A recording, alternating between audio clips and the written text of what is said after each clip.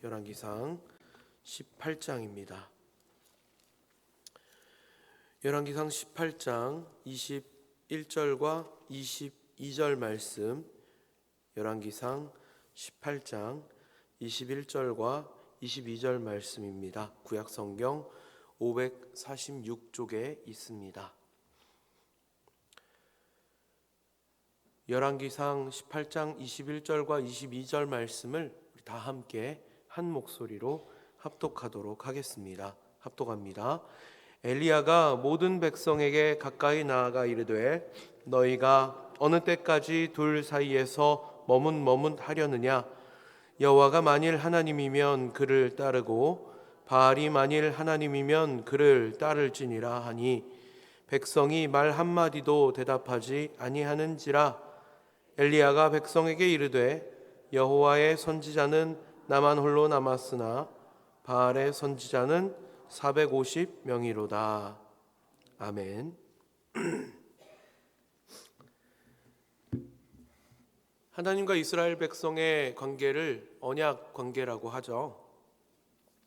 하나님과 이스라엘 백성은 언약 관계에 놓여 있습니다. 하나님은 아브라함을 비롯하여서 이스라엘의 모든 조상들과 그리고 또 이스라엘 백성들 전체와 언약 관계를 맺고 계십니다. 여호와 하나님께서 이스라엘의 하나님이 되시고자 그들을 택하셨고 그리고 그들을 이스라엘이라고 이름하셨고 또 그 애굽 땅에서 종되었던 그들을 구원해 내셨습니다. 이스라엘은 온전히 하나님을 믿고 하나님만 믿고 하나님의 말씀에 순종하여서 하나님 백성으로서 구별된 삶을 살아야 했습니다.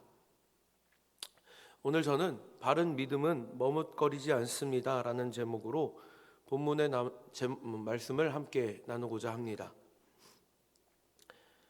이스라엘 백성들은 출애굽에서부터 가나안에 정착한 후에도 실제 삶에서 늘 하나님을 따를 것인가 아니면 보이는 주변의 다른 신들을 따를 것인가에 대해 끊임없는 선택을 요구받아 왔습니다.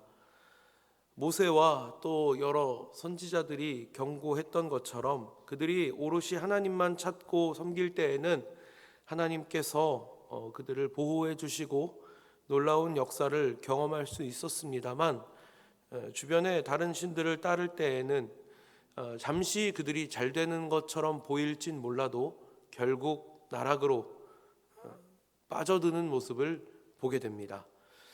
문제는 이스라엘의 하나님은 보이지 않는 분이십니다. 하나님께서는 계명을 통하여서도 눈에 보이는 어떠한 형상도 당신의 모습으로 만들지 말라고 명령하셨고 실제로 하나님은 영이시기에 눈으로 볼 수 있는 분은 아니셨습니다. 이방의 신들은 필요를 따라 만들어진 신입니다.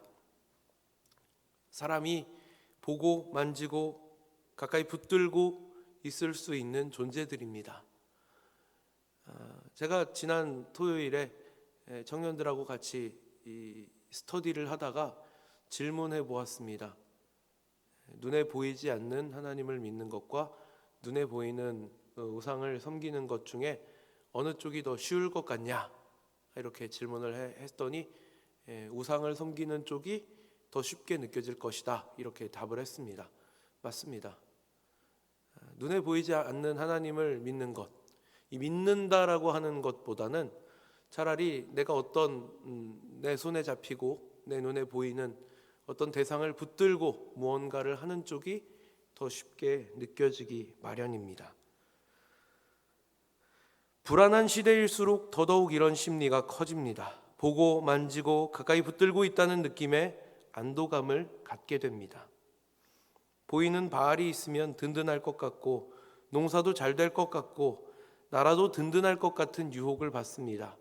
실제로 이들이 초기 가나안 땅에 정착하던 시기에 원래 그곳에 살고 있었던 선주민들이 얼마나 발전된 문물을 가지고 있었는지 이들이 그들에게 배울 것이 농사기술과 발전된 문물들을 받아들이려고 하다가 자연스럽게 우상 숭배를 함께 받아들이게 됩니다.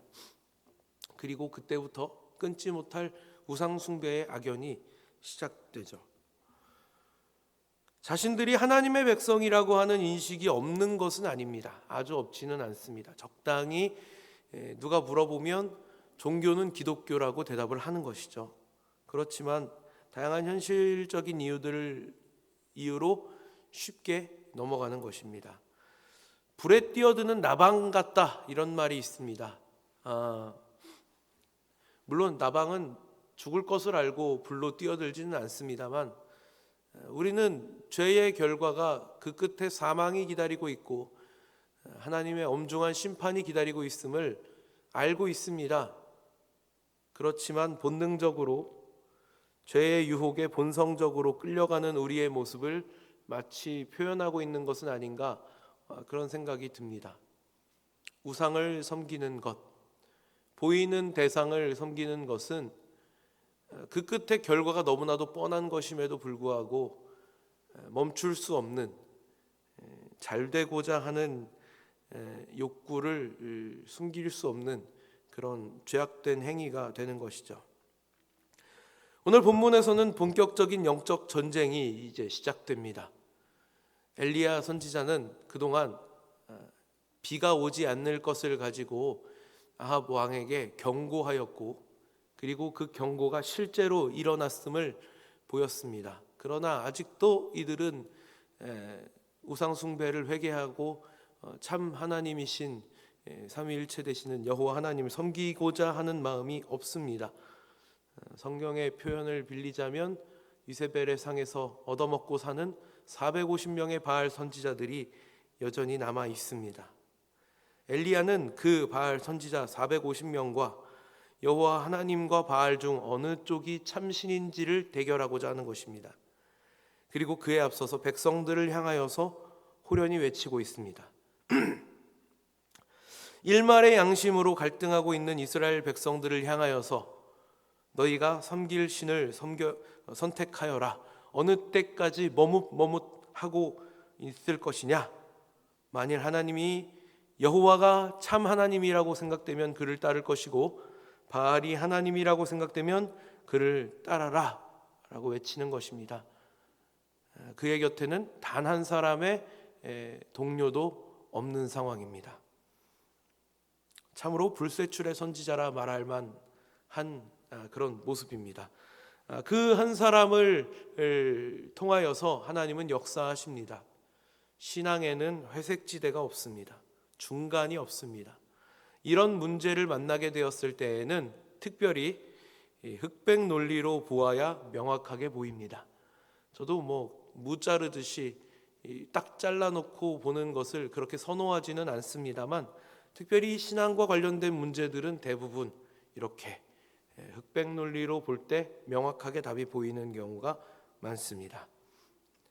하나님인지 아니면 바알인지, 눈에 보이지 않는 참신이신 하나님과 눈에 보이는 인간이 손으로 새기고 깎고 조각한 바알인지 분명하게 선택해야 할 때가 온 것입니다. 낯선 장면이 아니죠.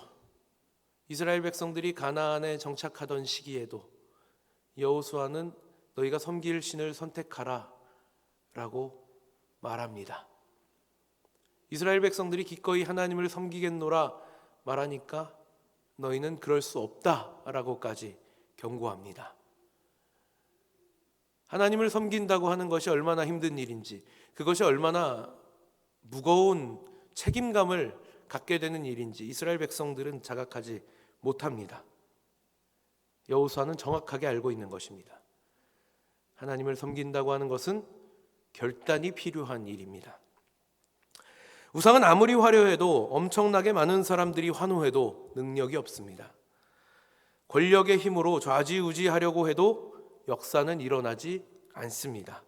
그것은 사람의 손으로 만들어진 것이고 생명이 없기 때문입니다. 시편 115편을 보니까 이런 고백이 있습니다. 그들의 우상들은 은과 금이요 사람이 손으로 만든 것이라 입이 있어도 말하지 못하며 눈이 있어도 보지 못하며 귀가 있어도 듣지 못하며 코가 있어도 냄새 맡지 못하며 손이 있어도 만지지 못하며 발이 있어도 걷지 못하며 목구멍이 있어도 작은 소리조차 내지 못하느니라. 우상들을 만드는 자들과 그것을 의지하는 자들이 다 그와 같으리로다. 아멘. 우상을 숭배하면 우상처럼 됩니다.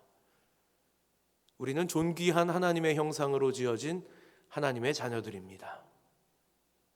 우리가 하나님을 바르게 믿고 섬길 때 우리는 존귀한 하나님의 형상을 회복할 수 있습니다. 우상을 숭배하면 우상처럼 됩니다. 말할 수 없고 볼 수 없고 들을 수 없고 만질 수 없고 걸을 수 없고 능력이 없고 생명이 없게 되는 것입니다. 화려함에 속아서는 안 됩니다. 수많은 사람들이 따라간다고 분위기에 휩쓸려서도 안 됩니다. 우상을 따라가면 그것은 결국 모두를 망하게 하는 일입니다.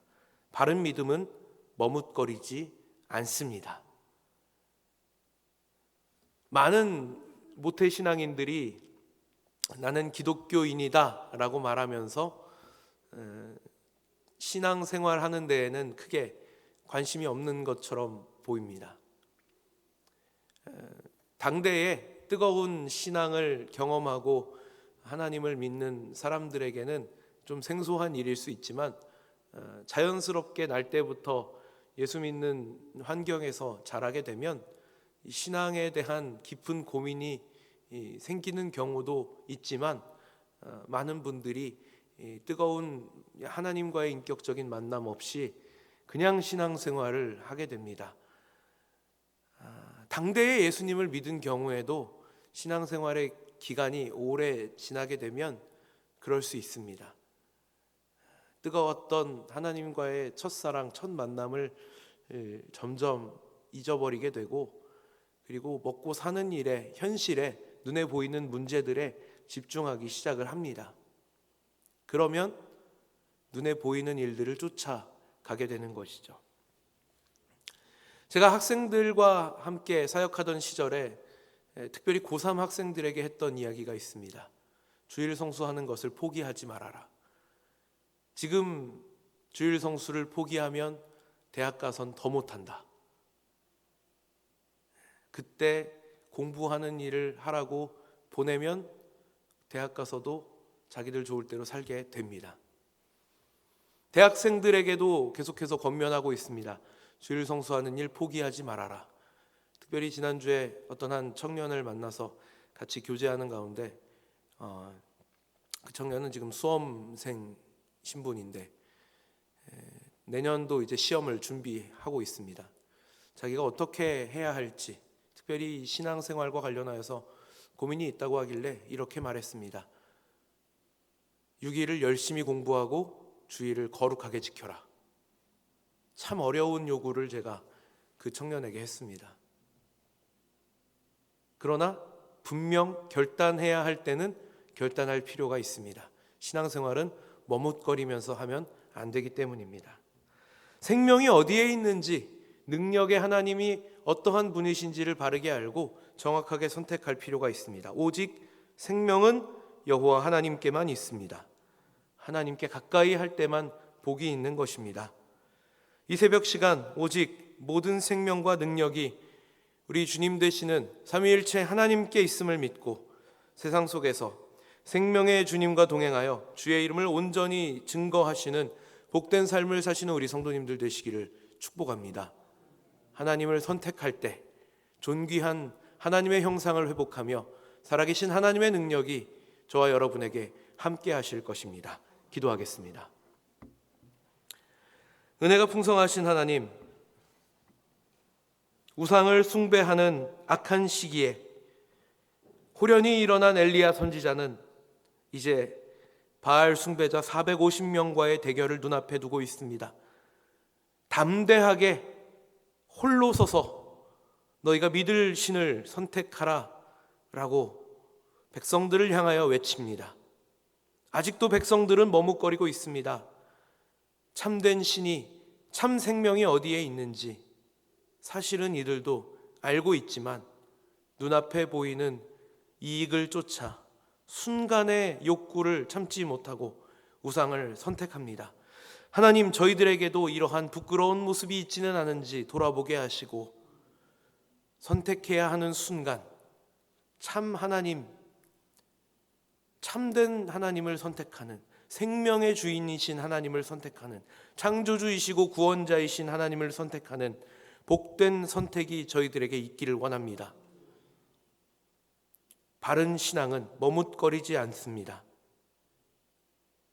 하나님께서 저희들에게 주신 참된 믿음이 바른 선택을 할 수 있도록 선택해야 하는 순간순간마다 깨우쳐 주시는 은혜를 허락하여 주시고, 하나님 믿음 안에서 승리하는 저희들 다 되도록 은혜 베풀어 주시옵소서. 필리핀 선교 일정이 진행되고 있습니다. 하나님 함께하여 주시고 그 안에서 영혼을 구원하고 또 생명을 살리고자 하는 구령의 열정이 저희들 안에 뜨겁게 타오를 수 있도록 은혜 베풀어 주실 때에 필리핀에 직접 선교하러 간 18명의 선교 대원들과 그리고 또 한국에서 함께 기도하는 모든 동성교회 성도들에게 함께 넘쳐날 수 있도록 은혜 내려 주시옵소서. 이 새벽 시간 저희들은 하나님 앞에 나아올 때에 빈손으로 나오지 않고 구별하여 올려드린 헌물이 있습니다. 하나님 받아주시고 드려진 손길들마다 하나님 기억하여 주시고 소원하는 모든 기도의 제목들 하나님께서 셈하시고 헤아리셨다가 하나님 정하시고 택하신 가장 적절하고 좋은 때에 응답으로 허락하여 주셔서 우리의 삶의 주관자 되시는 하나님을 찬양하며 살아계신 하나님을 고백하고 자랑하는 복된 입술들 다 되도록 은혜 베풀어 주시옵소서. 오늘 하루도 믿음 안에서 승리하는 삶을 살게 하여 주실 줄 믿고 감사드리며 우리 구주 예수 그리스도 이름 받들어 기도드리옵나이다. 아멘.